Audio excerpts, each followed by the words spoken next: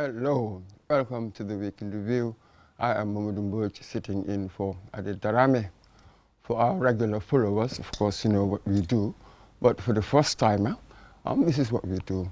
We take 10 headline stories of the week and go into them in some depth. And today, we will discuss two High Court rulings of significance, one involving General Sol Baji and Co., and the other one, the KMC. And the Anti-Corruption Bill 2019 Anti-Corruption Bill is right now before the National Assembly members. So we will go into what the Select Committee has recommended. And of course, how did the least ranked team in the AFCON competition reach the quarter-final, and many more. To help me chew over some of these stories today is Mr. Lamin Fall, journalist. Thank you very much, Lamin, for coming. Thank you very much for having me, Mr. Mboj. It's a pleasure to be here. Yeah, you're welcome. Now let's just get cracking. The audit report on government's COVID-19 response and expenditure. It's for the National Assembly members, and they were considering it. And one of the findings of the audit report is that there had been wasteful expenditure amounting to nearly $6 million. Now let's just take a look at the Permanent Secretary, Ministry of Health here, trying to explain. On the concept of the emergency, the Ministry of Health had to act to address the emergency, thinking in that format. And so when nothing was in place and the assessment was done, the needs were identified. The most urgent ones at the time included these items. Why? Because our systems were not up to standard, and we knew we had to also provide that comfort for people who come to our centers with trauma, and we had to provide that conducive environment. Yes, Mr. Fall, there, nothing was in place when the emergency started. Systems not up to standard. What did that have to do with, I wonder, with the $6 million? It's quite funny to hear that, really, considering the fact that the Gambia happened to be one of the countries that got a case of the COVID-19 last. It first started in China. So, of course, as a government, we had time to plan ahead before it got here, but we didn't. So what were they doing that entire time from 2020, or let's even say 2019 December, when it was discovered, coming down to 2020 to 2021? So I think that's just an excuse to tell us that, well, I don't really want to tell you where this $6 million has gone to, and we are just going to find an excuse to tell the Gambian people, oh, well, we did not really have much to do, so we thought we'd do this and do this and do this, and someone out there must have taken a cut of the money and put it in their pockets. I think it's really disgraceful to sit there and tell us that you did not really have a plan as a government and as a ministry in itself. So where's the $6 million? That's it. And when you look at the other queries as well, for instance, inappropriate payment methods, you know, when it comes to procurement. Yeah. And this is just in line with most of these reports. The committees, the National Assembly committees, have been sitting recently on local government and on all sorts of things. Yeah. And you see a familiar pattern, as it were, of inappropriate spending, not submitting what you should. Quite interesting there. It just tells us that what they're interested in is engaging in corrupt practices that would, of course, pay dividend to them. In what way? Because we all know, it is wide knowledge that in most offices, the procurement procedures are not done in the right manner. You either, you know, scale up the bill in order to have a cut for yourself and, of course, the supplier, or you reduce it. This is how it goes. But they do not really follow protocol, how it should be done. So it just goes further to tell us that about their incapacity to man whatever position they are giving, and of course their inability to deliver to the Gambian people, and of course also them running away from responsibility. Because I am of the opinion that they are just trying to run away from responsibility. They do not want to be accountable for their mistake. Let them just come out and tell us exactly where the $6 million has gone into. What have they really done, in fact, as far as the COVID situation is concerned? the Gambia remains one of the countries that has not really tackled this system as far as I am concerned. We're not testing enough. We're not educating the people to go and get tested enough. And until today, you have other countries that are registering thousands and thousands on a daily basis. The Gambia, we are still stuck with hundreds, 50s, 20s. Is that really normal? Absolutely. So they're basically not doing much as far as I am concerned. There were times when you don't really know who was actually heading the COVID fight in this country. The health minister was not available, or they are giving it to the vice president, who, by the way, might not even know much about what to do as far as the COVID fight is concerned. And it's just what it is. But you would expect that there would be expertise around, you know, whom she can tap into to get the information. Even if there were, it has not paid dividend, because we've not really seen any significant development as far as the situation is concerned. This is my opinion. Absolutely. I've not seen any, you know, significant development as far as the COVID situation is concerned. There were times where people did not even have beds to sleep on, and they were infected. You had situations where an infected person would be rolling the streets, infecting thousands and thousands of others. What have they really done as far as the COVID fight is concerned? Where is the millions that were pumped into the fight against COVID in this country? That's it. Just what have they to show for it? Here we're just talking about a million, 6 million. Maybe perhaps a consolation one can have, if I can call it that at all, is that we've seen all around the world with the COVID emergency, it became a kind of gold rush for even prime ministers to form VIP lanes for their cronies, as it were. We've seen that sort of thing. This kind of corruption, general. Yeah. Maybe not, that wasn't what happened here, but there was a general corruption. Perhaps with us now, with the National Assembly Select Committees bringing these things out, the system is working. One can say yes. One can say yes, the system is showing. But I also think this is happening because someone out there did not benefit from the millions. It could be out of grudge, that you were meant to benefit from the millions that were being siphoned into other areas, and not really what it was meant for, but you weren't. So you're disgruntled. As a result, you are coming out to also make revelations. That is to the detriment of those who have benefited from the millions. So is the system really working? Well, it's like being a isn't it like being a whistleblower? Fine, something like that. But it's a good thing as well. But it's we should encourage that more. We should encourage it. But it's probably because the person did not benefit from the millions. That's why they are also coming out to make all of these revelations. But wasn't this really about the National Audit Office, you know, taking accounts, as it were, and then writing a report and giving it to the National Assembly? I am honestly really glad that they're doing this now, because that is why the office is in place in the first instance. They're there to audit government expenses and make sure wherever there are discrepancies, they come out and make it known to the public. And I'm also glad that the National Assembly is also taking the initiative to inform the public as regards what is happening. This is what we need as a government and as a country. We need things to be transparent enough that whoever is in this country would be aware of how our government is being run, how state resources are being distributed, and how things are being done. This is what should happen. And I'm honestly really glad that they are coming to the realization of it now. Absolutely. So next we'll see what will be done about it. Well, let's see.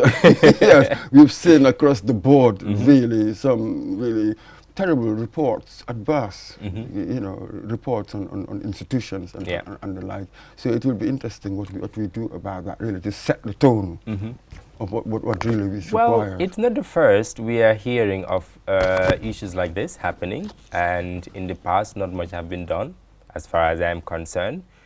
Most people have not been held accountable for their actions. We hope this would not be a replica of all of those situations that have come to pass. Let the people who have engaged in all of these malpractices be brought to book. This is how you teach people lessons. This is how you tell people that it's either you go by the law, it's either you go by protocol, or you follow the principles, or this will befall you. Thank you. We'll see how these things pan out. Yeah. Thank you very much there, Lamin. Now to our next story. In December, 14 members of Jammeh's entourage that left with him to Equatorial Guinea returned. So the state sought to keep in detention at least 3 of them, General Saul Baji and Major Landing Tamba, and Warrant Officer Musa Baji, in detention, sought to keep them in detention for 90 days to investigate, and this was challenged in the courts. Here, let's just listen to the ruling. adding the findings of the Truth Commission suggest the commission of grave crimes by the 3 detainees. The judge disagreed with the Attorney General's position, saying TRRC has the mandate to investigate and make recommendations which were submitted to the President. She relied on case law to say Commission's findings and recommendations cannot be enforced without court sanctions. Yes, that was an interesting one. Yeah. When they returned, that in itself, apparently 14, so there's something disintegrating, as it were, in Equatorial Guinea. And these 3 were arrested, detained without charge for a long time. Well, the court said no. Apparently, what we've been told is that things are not going right in Equatorial Guinea, and that is why they returned. This is what we've been told. But is it really the reality? Is it really why they return home? Still, that has not been ascertained. On whether they should have been kept for the 90 days period, the law is very clear as far as these procedures are concerned. I am not a lawyer, but I know the law is very clear. It's either yes or no. There are no back roads for the law. So the law is clear. You cannot detain them without having, giving formal charges against them. And that's just it. The government should have done their research long ago. We had time from 2016 to date. You could have made up a case against all of these people from then until today. It's basically the same government that is in place, by the way. So they know that eventually these people would come back. They could have started building their case way back, because some of these things have been revealed at the TRRC long ago. The recommendations are there, yes. Why did you not start building your case from then? Why do you have to wait until they come into town before you start your investigations?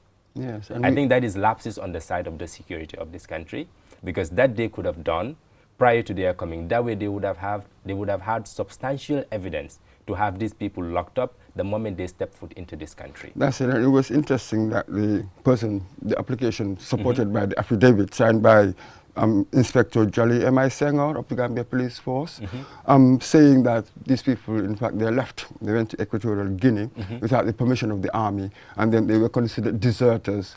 I wonder if you consider somebody deserter, what do you do? Exactly. Do you investigate? Do you have a dossier? Yeah, exactly. You have that sort of place. thing. Yeah. You have it you have place everything sitting in a file, just waiting for the person to come back, and then you can take legal action. But you cannot start doing that when they are already here, and the law clearly states you cannot keep them without formal charges. So why do you want to keep them? That's it. But that's it. As a non-lawyer as well, one would imagine that when it comes to national security issues, and here in the affidavit, here that's what it says, there might be a national security threat. Until the elections, as late as the elections, they were trying to interfere with it in negative ways. True. How do you read that kind of argument? That is actually why I started with, they're telling us that things are not going right in Equatorial Guinea, that is why they came back. But is that really why they came back? They could have an ulterior motive as regards to why they returned into the country. But again, it doesn't negate the fact that the law states you cannot have them locked up without formal charges. So again, I'm going back to the government. Fine, I'll come down to the level of the layman. It is, of course, a national threat. It is a threat to our national security, because these people left the Gambia Armed Forces. They knew state secrets that no one knew before, or no one knows until today. They went to Equatorial Guinea, stayed with someone who, ruled this country with an iron fist for over 20 years. They must have learned some things that would be to the detriment of this country. They could not just have stayed there from 2016 until 2021 December to just return like that. Why would they? Why would they just come back? Well, perhaps this is what I thought, that maybe the things are beginning to disentangle. It's been 5 years now.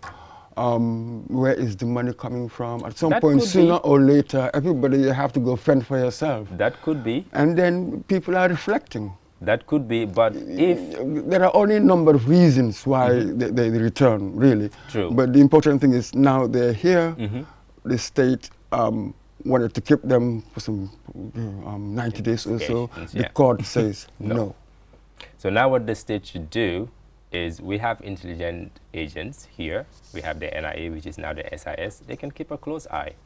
That's all they can do as far as I am concerned at this point in time, because they cannot have them locked up in one place. They have not been charged for any crime. It's just a mere recommendation coming from the TRRC. And like the report has stated, you cannot make the recommendations lawful yet. They are mere recommendations, and unless and until you have substantial evidence to take them to court, make sure they are tried, found guilty for their actions, you cannot have them at mile 2. So now it seems we're going to have to wait for the white paper. Of course. Regarding these people Oh, to yes. know Oh, yeah. what they're going to do. Because we wouldn't want a replica of what happened with the Janneh Commission. We wouldn't want that. Absolutely. Thank you very much there, Lamin. So next to our next story. The High Court has delivered its ruling in the case involving KMC. Some time back, the Ministry of Lands formed a commission of inquiry to look into allegations of fraud at the council. So KMC thought that that was illegal, so they challenged it in the courts. So the ruling was delivered. Yes, the council has the power to establish a commission, but there was a sting in the tail. He said the terms of reference or functions of the commission are restricted to the wrongful performance of a duty or power of the council and to irregularities identified in the inspection report. Therefore, any term of reference or function of the commission that do not relate to the irregularities from the inspection report are made in excess of the power authorized and ultravirus. A perusal of the inspection report and the legal notice instituting the commission reveals that all the functions of the commission relate to irregularities apparent from the inspection report. End of quote, he told the court.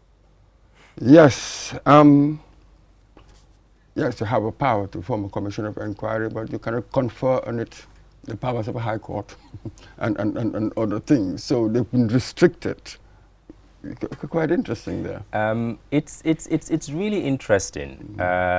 You know, someone comes out to say that there are corrupt practices going on at this institution. As the ministry responsible for that institution, it is your obligation to make sure you look upon those accusations and make sure that the truth comes out. Initially, I was of the opinion, well, if the KMC has nothing to hide, they should just let this go through. It will just further vindicate them. It will further vindicate the persons who have been mentioned in this corrupt practice, and also vindicate the council as an institution. That was actually what the High Court judge said. Exactly. So I honestly see no reason why they should have even contested it. In my opinion, they should have just let it go on and then see. But, you know, it's politics. The entire thing is based on politics. I said, isn't it been interesting how everything has been politicized? Yeah. So you look in the papers and some people are interpreting it as a witch hunt for some reason, because you know, in the backdrop, of course, you have this UDP, NPP, Talib, the mayor there being a UDP. So you've got this very interesting. What do you make of the politicization of the whole thing? I think it shouldn't be politicized in the first instance. Usually, I just like to look at things in a perspective where I look at the broader picture. What is Gambia going to gain from this?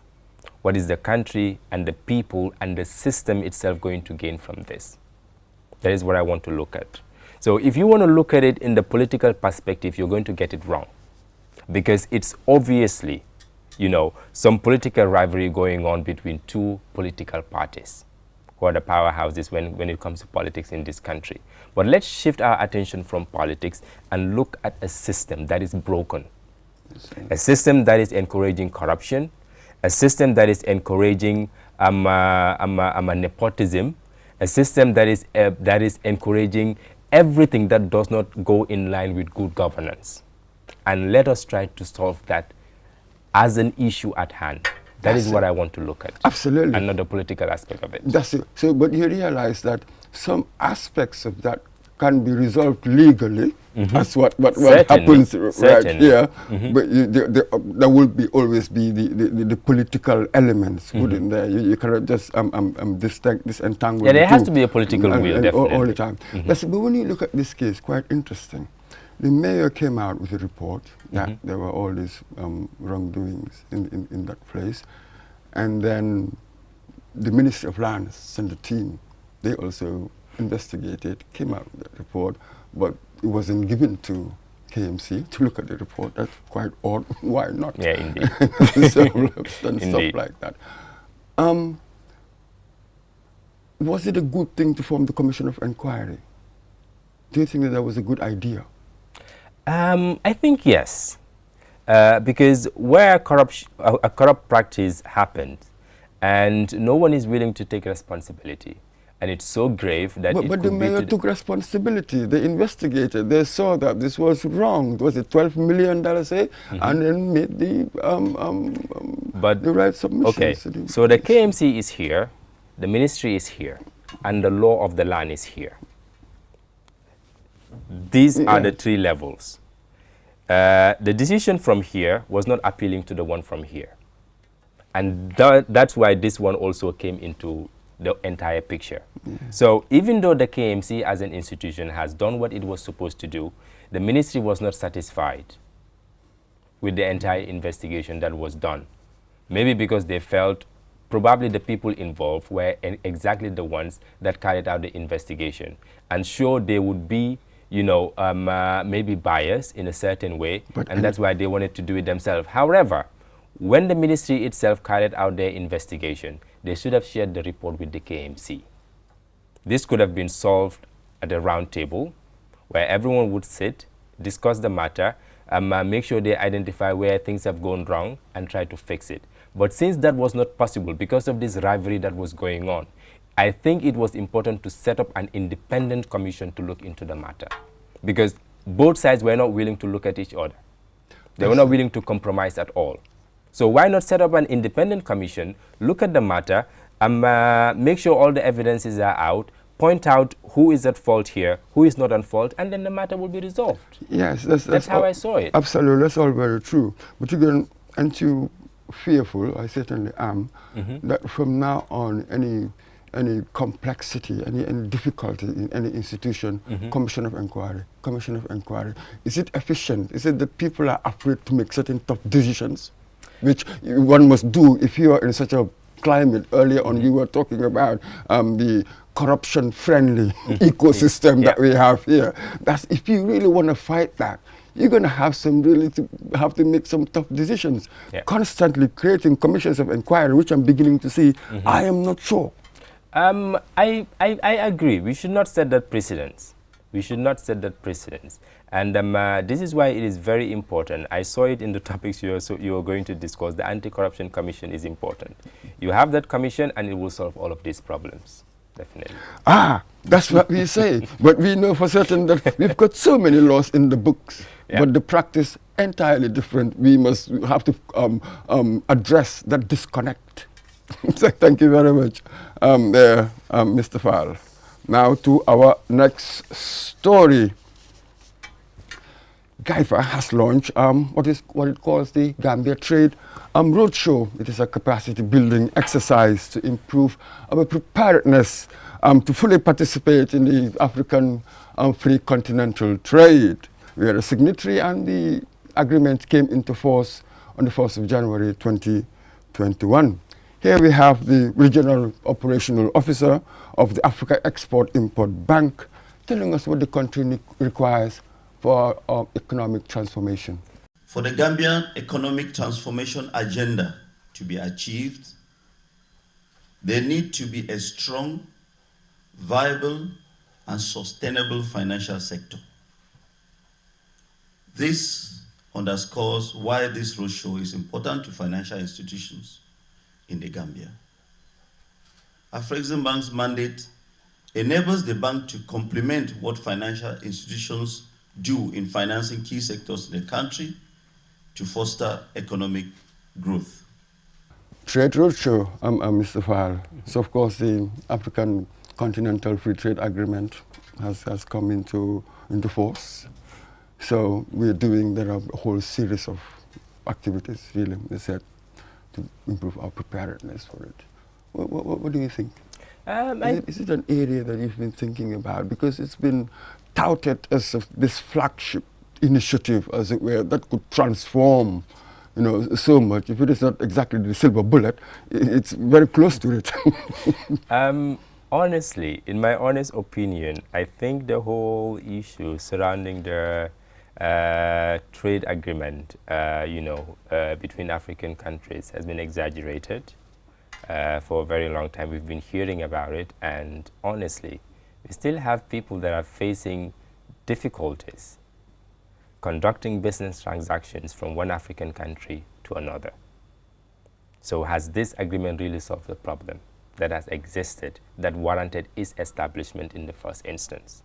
However, going forward, this is important because as a country, focusing on Gambia now, we have abundance of national resources. We have resources that we can explore, that we can take advantage of and make sure we improve on our economic, on our economy, and also improve on development in this country. For instance, agriculture, which they've mentioned, infrastructure, which they've also mentioned. Looking into agriculture, we still have farmers that are still using traditional means of farming to make their farms, produces, and everything else. Why not mechanize it? So this investment, this money that is going to come in, this agreement could solve all of those issues that we are facing. But it has to be accurately, and it has to be monitored.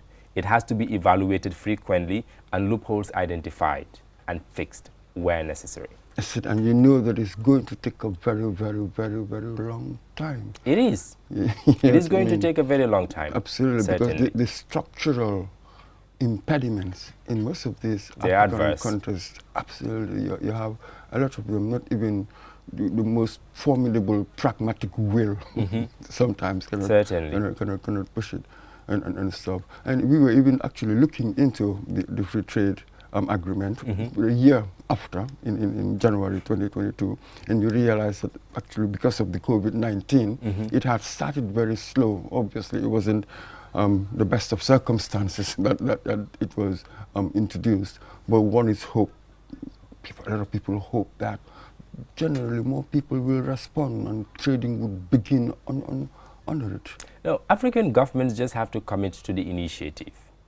It's an initiative that has been established already. They have to commit to it. They have to be hungry for it. They need to show that they have interest in it and they want it to work. They want their citizens to benefit from this agreement that has been made. So unless they do that, unless there is political will, participation by the people, and of course making sure that every single protocol on that agreement is followed, it is not going to work. They just have to follow it by the book and make sure every single thing there is enforced accordingly. Yes, this is going to be a marathon. Thank you very much there, Lamin. We go to our fifth story. The National Assembly's Finance and Public Accounts Committee on Thursday presented its report to the General Assembly about the 2019 Anti-Corruption Bill. Let's just take a listen to some of the recommendations they made. The Fifth National Assembly convenes what is its final ordinary session ahead of a parliamentary election in April.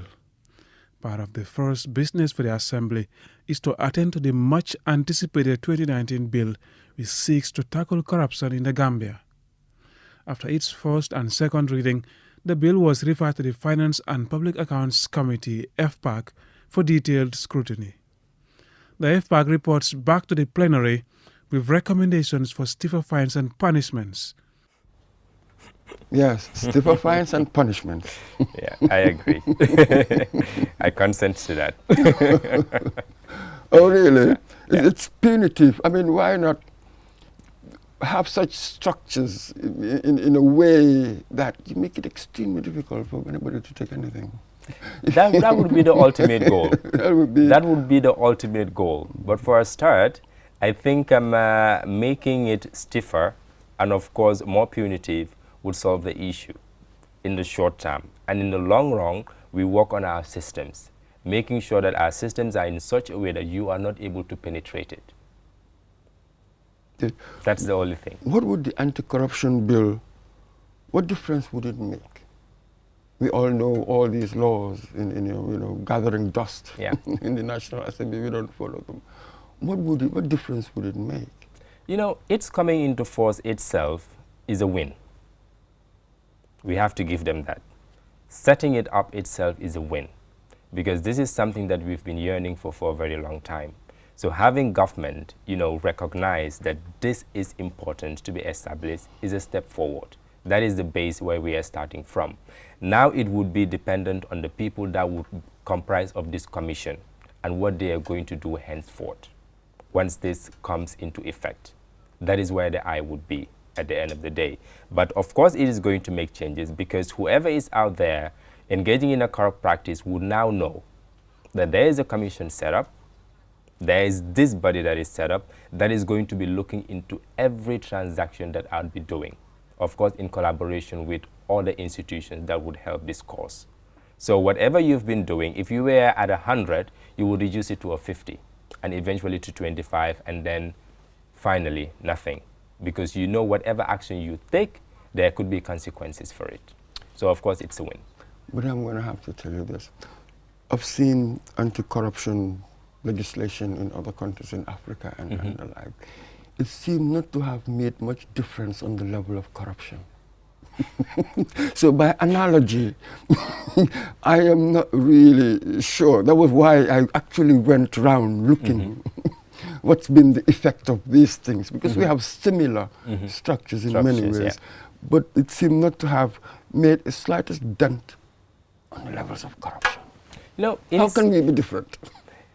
We can be different by making sure we commit to it and making sure that we do not become lenient when issues are brought forward. This is the only way we can do it, and making sure that the laws are enforced. Because enforcement is the major problem, not only in Gambia, but in most African countries. This is the problem we are faced with. We have beautiful laws, like you've said, that are just sitting collecting dust. They're really amazing. You read them, you have hope for the future. You read them, you know that, okay, this country is on a path to development.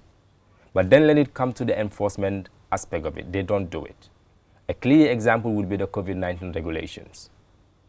We had all of these beautiful regulations put in place, but who was following them? No one. And was anyone even enforcing it? Yes. No. So it all boils down to enforcement. How do you enforce something like that? No, but we have an extraordinary. institution. We have our law enforcement officers. We need to empower them. Because if all of these laws are also made, they are enacted, and just left in a corner, those that are meant to enforce it, not educated about these laws, it's not going to pay dividend. That's absolutely true. But whilst you were saying that and giving, boy, it was so widespread, hardly anybody. I mean, I'm not sure how the security forces would have done that, because we outnumbered them. Those who didn't use the masks outnumbered them. But this is really what our problem is in many ways. I heard the other day Angela Merkel, leaving the German Chancellor, in a conversation with the Nigerian writer Chimamanda Adichie, and they were talking about, you see, for democracy, for these things to work, you need everybody to participate. Absolutely. When the people are not like that, the leadership will not be like that. Yeah. You see, we keep coming back to this, because it seems to me that when we want our leaders to change, to be different from what we are, I suspect that we are crying for the moon. Certainly. That sort of thing. So this is really, one is not sure where would the initiative come from, but you see how intertwined they are. Yeah, it's like a feedback relationship between the two. And this is really the crux of the matter. This is why change has been so difficult. Halifa Sallah, God bless him, system change. It's a huge problem there. System change is a collective responsibility. Same way making this anti-corruption legislation to work is a collective responsibility. All hands must be on deck. We have to commit to it. We have to be determined. Same way when you want a job, you go for it. You do everything it takes to make sure you get the job. This is the same energy we should direct towards the anti-corruption legislation. Because honestly, it's because of corruption why the Gambia is still going backwards and not forward. So the government has to be committed to it. The people have to be committed to it. And those who have been entrusted with this legislation have to also be committed to it. And this is why I think it will be very important for the Civic Education Council to also come in and complement the efforts. Let them educate the public about the anti-corruption legislation. Let the police officials also educate their law enforcement officers on all of these beautiful laws that we have, because we depend on them to enforce it. We depend on our legal system to enforce all of these things that have been enacted. So it is a collective responsibility. The people, the government, the law enforcement officers, and those who have been entrusted with this commission should all commit to making it work. And that is where we will make a difference. It's a good place to stop now and go for a short break. Don't go away. da nga bëgg a jot sa xaalis si num gën a gaawee te yobba léegi ak Ria mun ngaa jot sa xaalis bàyyeekoo sa bitim réew si sa kiw money te doo si fay dara boo jotee ab xibaar si sa téléphone bi ne jot nga koppar bu bàyyeekoo sa bitim réew mun ngaa dem seet kiw money agent bu la gën a jege jot sa xaalis te doo si fay dara bu la neexee mun nga koo jëndee crédit kiw power wala jëfandikoo ak yeneen kiw money service yi gaaw na wóor na te noppale na pour am si lu la wóor woo ñu si 133 kiw money suñu kalpe lii dafa ànd ak sarta.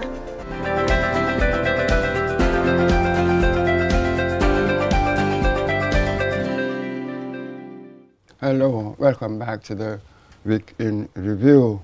I'm sitting in today for Audit Darame, yes, and my guest today is Mr. Lamin Fall. Lamin, once again for joining me.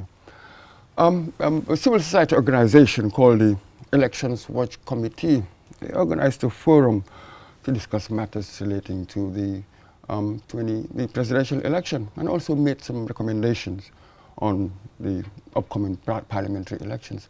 Let's just take a listen and take a look at some of these recommendations. People need to be well educated when it comes to election and election processes in this country. The civic education needs to do more on their work. My name is Duduja, representing the APRC. If you have too many political parties and a lot of independent candidates, Banjul will disqualify a lot of aspirants to contest in the presidential election based on first come, first served basis.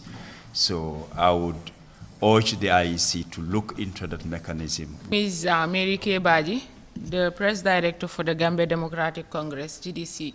I think it's important to have an official debate for all candidates so that the candidates will be scrutinized and the public will also familiarize themselves with those people who are aspiring for different positions. Yes, Mr. Father, we've heard some of the recommendations. Yes, debates. Very Why important. not? It has already started. already started. So that's the upcoming parliamentary elections. I think most people now agree that the presidential was relatively free and fair. So we would Relatively free and fair. Well, all things are relative, aren't they? So what would it mean to have an absolute free and fair? So that is why. So what do you make of it? Well, we hope to replicate that atmosphere, as it were. There was a lot of dust being thrown up, but there wasn't much violence as such, really. So it was a good thing. So, and that's what we want for the parliamentary one soon in April. I honestly like the fact that the presidential election, took a different dimension in 2021, because Gambian people were accorded the opportunity to hear some of these people who were vying for the top office in this country, even though some of the candidates failed to make an appearance, which was very disappointing, I would say. I would like for the same energy to be replicated in the National Assembly elections, because to me, the National Assembly election is more important than even the presidential. These are people who are going to be making laws for the next 5 years.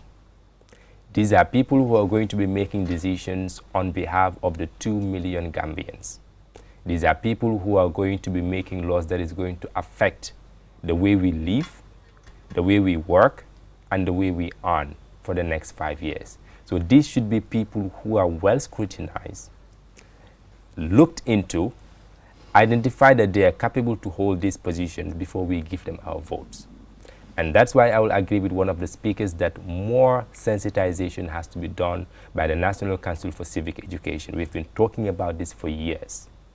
We need people to be aware of what it means to go and cast your vote, what it means to cast your vote for a particular individual, and how the decision you make on that day is going to affect your life for the next 5 years before you get an opportunity to make that decision again. So yes, indeed, they have to be educated. The people have to be educated. And coming on to what Dudi just said about the number of people that would maybe declare their interest to vie for a National Assembly seat, I see nothing wrong with it. The law is clear. If you are able, you are of age, and you meet the requirements, you should be allowed to make your intentions clear. There are requirements. If you meet the requirements, I see no reason why you should be refused, a candidature, for instance. So the size does not really matter. I think it's the impact that you are going to make at the end of the day that matters. And the quality. Yeah. That's exactly what That's we're very looking important. for. We hope that we'll have quality because the more candidates. you have, the more you are able to, fish out the most competent within the group. Absolutely. And look at the presidential. We had people like SFR, we had people like Dr. Cisse, we had people Abdullah Jammeh. And the seasoned ones. Absolutely, and the seasoned ones. So you had this high quality. We had options. Absolutely. So we hope that would be replicated in the parliament. Certainly. Thank you very much there. Now to our next story. This is what they call, it has been called, one of the world's most ambitious reforestation project, the Great Green Wall. Let's just take a look at this clip. The movie screening is to remind people in the Gambia of the need to push to make the Great Green Wall ambition happen. So the Great Green Wall is an initiative by the African Union, which has been going on for a decade since inception, but sadly only 18% have been completed.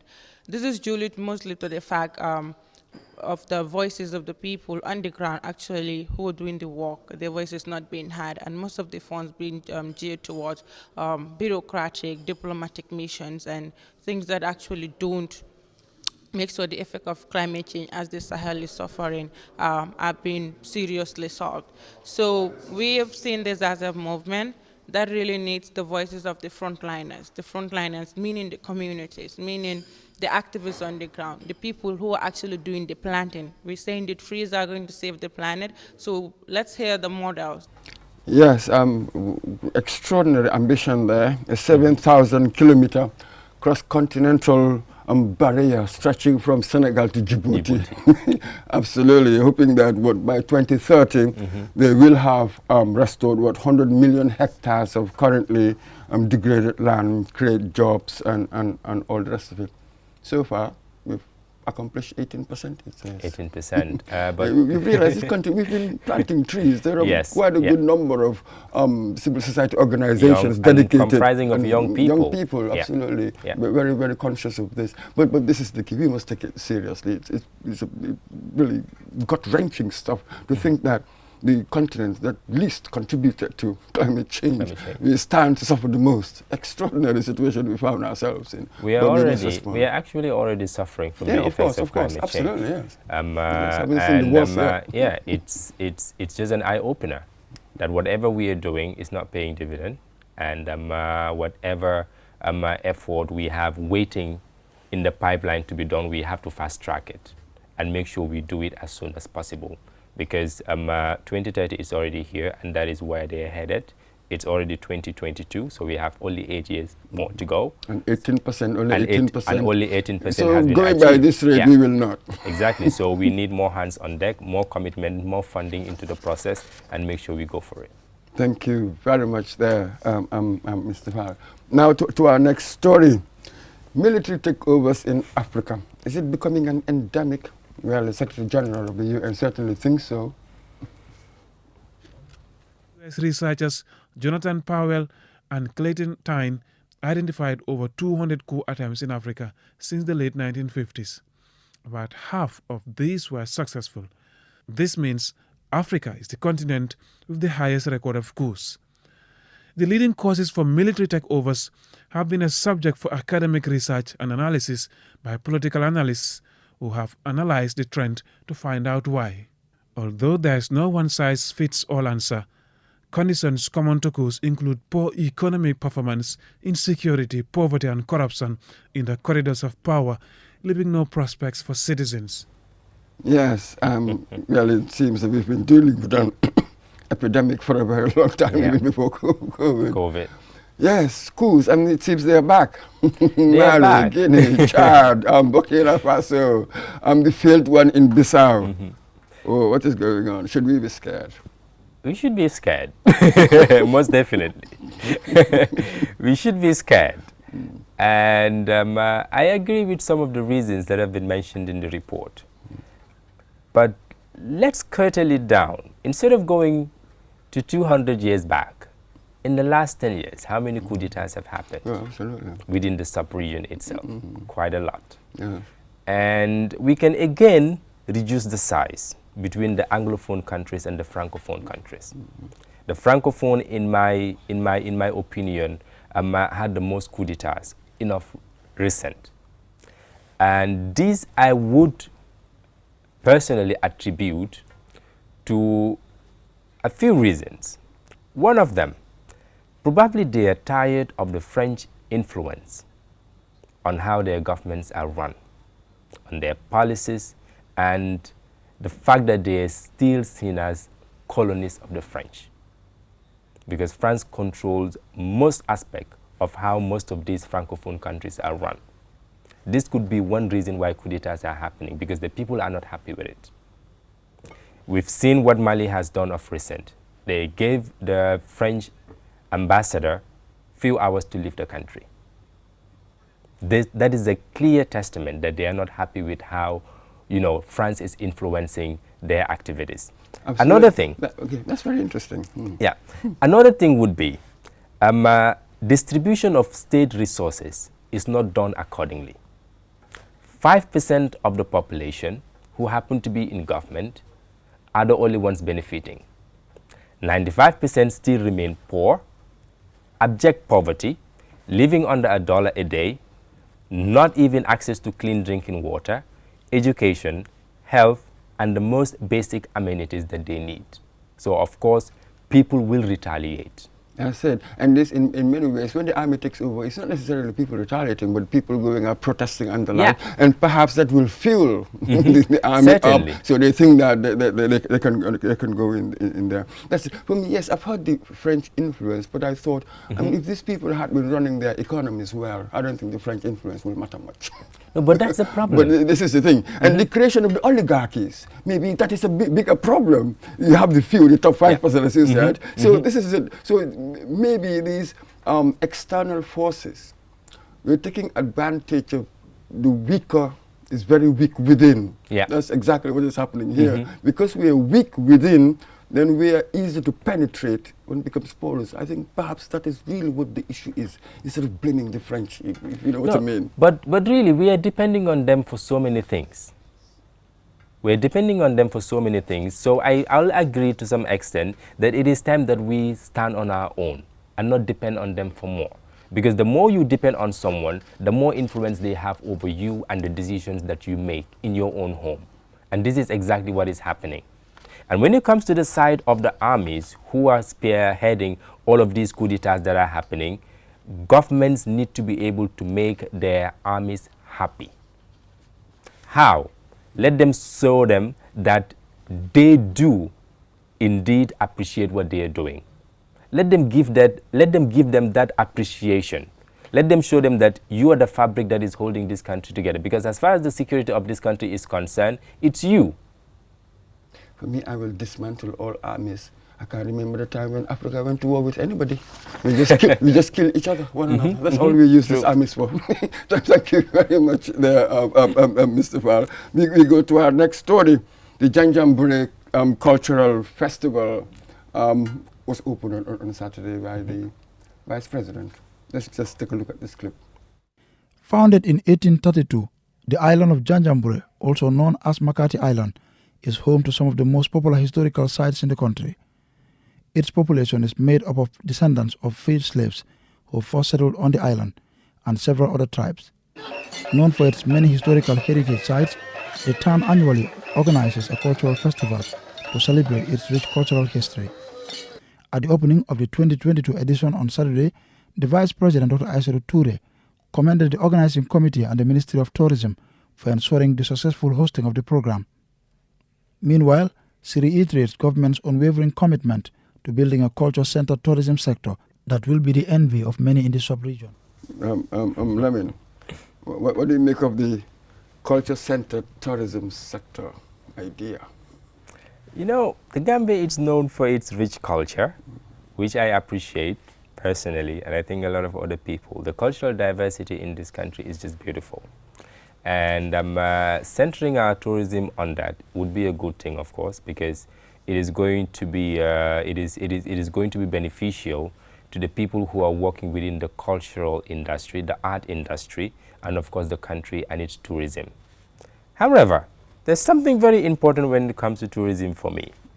I think the Gambia as a country is focusing so much on tourism that we are, forgetting other important sectors that we can pump in money, invest in, and make sure we create jobs for the youthful population of this country. Tourism is very volatile as an industry. You have hiccups somewhere, it's going to affect the entire industry. And as a country, really, there is not much you can do about it. The COVID-19 is a clear example of that. The COVID came, tourism halt in this country in its entirety. Everyone that was working in the industry started suffering. So is that really an industry where you should be focusing 90% of your thinking and your investment into? I don't think so. Good. Fantastic question there. I hope some people are, the right people are listening. Now to our final story, really. Wow, the Scorpions, the fairy tale came to an end. But how did they do it? Nobody expected them to achieve that much. The Gambia's historic qualification was masterminded by Coach Thompson Feet, who transformed the team into a competitive one. The team is a combination of youth and experience with the likes of Musa Barrow, Abdullah Jallo, Pa Modou Jan, Ibrahim Sona, goalkeeper Modi Diop, and Umar Colley. The Scorpions' performances in this tournament have been attributed to many things, including how the team is taken care of and better traveling arrangements before the tournament. Beyond that is the support from the public and government, together with readiness and hunger from the players.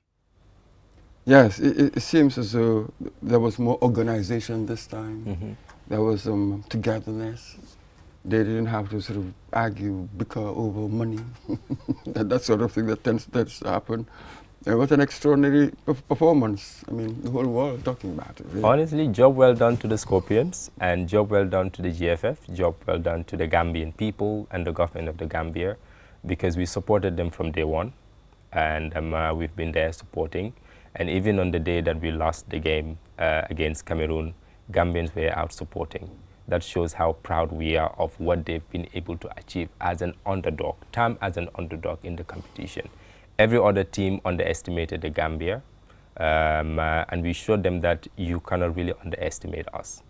We sting, and we sting hard when we do. So congratulations to the boys. Really. Absolutely, and for me, I drew wider lessons from it. Mm-hmm. You see, when you were together, because when we saw them on the pitch with our defensive style, but the togetherness, everybody was working hard. Then it occurred to me, that's a lesson for the country. Yeah.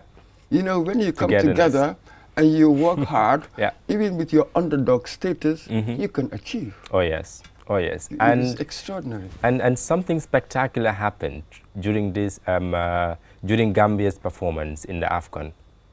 The Gambian people came together. And this is what we've been looking forward to from 2016 until today. And during this 2-3 week span, we've been able to get that. And I hope we can maintain it. So it's time that our government also invests in sports, grassroots sports as well. We should be able to nurture talent. And the coming AFCONs would be something that we can just easily grab, honestly. Absolutely. You say there that we are rediscovering this. I mean, the differences in perspective, given the age differences. We have always been like this. There was just this underbelly, this gap that tried to change things.